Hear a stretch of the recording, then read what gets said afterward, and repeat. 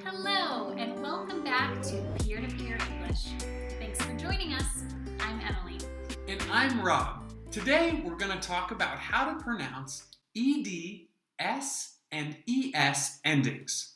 Lots of our students struggle with the pronunciation of these sounds, so we're here to help.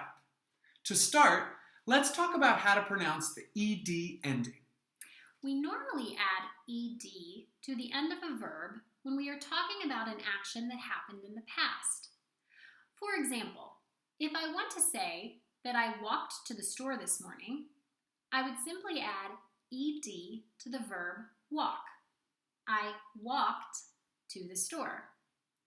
There are also many adjectives that end in ed. For example, painted houses or grated cheese. There are 3 different sounds that we produce for the ED ending, and they depend on the verb that we are modifying.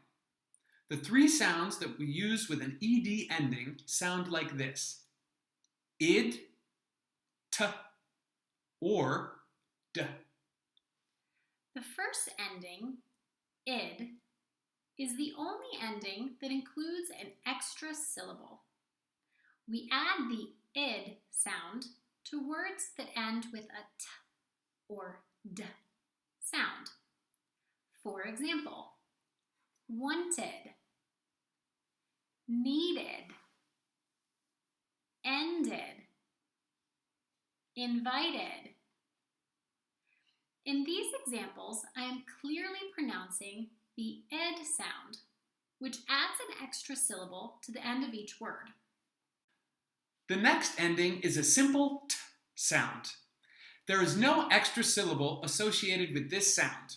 We use the t sound for words that end with the sounds p, f, s, sh, ch, or k. For example, hoped, laughed, liked. Because these words end with the sounds that we discuss, I'm pronouncing the ed ending as t.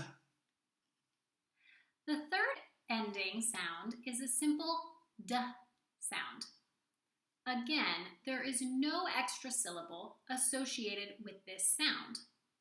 We use the d sound for all other words that end in sounds that we have not already discussed. For example, words that end with the sounds g, y, or w, like begged, played, or allowed. As a reminder, when we use the t or d endings, we do not pronounce the id sound at the end of the word. We simply voice the t or d sound without an extra syllable. Let's practice a few more examples. Vote becomes voted, voted. Smoke becomes smoked, smoked. Warn becomes warned, warned. Now, let's talk about S and ES endings.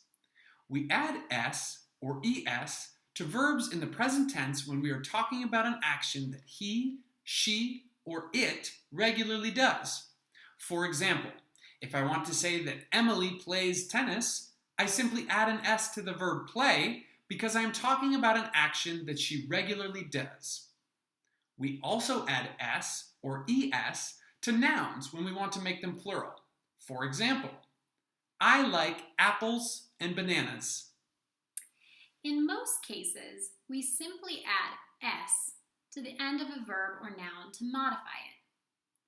We add ES, however, when a word ends with the letters SH, CH, S, Z, and X. When we have a word that ends in Y, we add S if the Y is preceded by a vowel, like plays or toys. We add ES if the Y is preceded by a consonant. In this case, we replace the Y with an I and add es. For example, fry becomes fries, and baby becomes babies. There are also 3 ways to pronounce the S or ES endings. These pronunciations sound like this: S, Z, and is. Let's start with the first sound.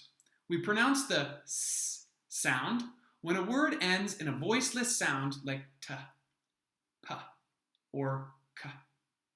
Some examples of this are backs, jumps, and kicks.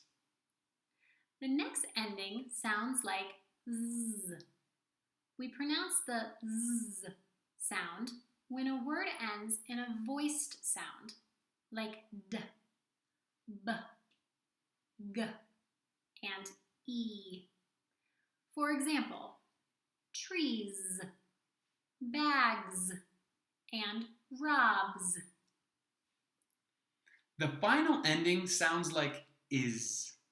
We pronounce the is sound when we have a word that ends with the sound like ch, sh, s, z, or j.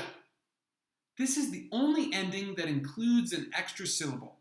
Some examples are watches, crashes, kisses, sizes, and percentages.